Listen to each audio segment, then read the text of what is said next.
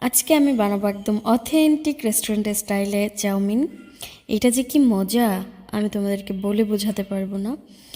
এইটা এমন একটা রেসিপি যেখানে অনেক কম জিনিস লাগে। আমি আজকে বানাবো নুডলসের চাউমিন। এটা আমার প্রায় রান্না করা হয়, কারণ আমার বরের এত পছন্দের একটা জিনিস যে ওকে 3 বেলা শুধু চাউমিন দিলেই হবে। নুডলসের বয়লিং প্রসেসটাও সুপার ইজি থাকে, কারণ এটা যতই সিদ্ধ করা হোক না কেন এটা কখনো ওভারকুক হয় না।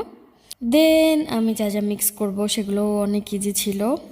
আমি নিয়েছি গাজর, ক্যাপসিকাম, পেঁয়াজ। চিকেনটা একটু ভেজে নিলাম, তারপর দিয়ে দিলাম একটু তেল, পেঁয়াজ, দেন একটু নাড়ানাড়ি। তারপর দিয়ে দিবা chicken, basics, soya sauce, tomato ketchup, তারপর আবার একটু নাড়ানাড়ি, দেন চাউমিনটা মিক্স করে আবার একটু নাড়বা। তারপর হয়ে যাবে একদম পারফেক্ট, খুবই খুবই মজা একটা অথেন্টিক চাইনিজ চাউমিন। প্লিজ তোমরা এটা বাসায় ট্রাই করো, সবাই ইমপ্রেস হয়ে যাবে। আসলে এটা খুবই মজা ছিল, ট্রাই করে দেখো। আল্লাহ হাফেজ।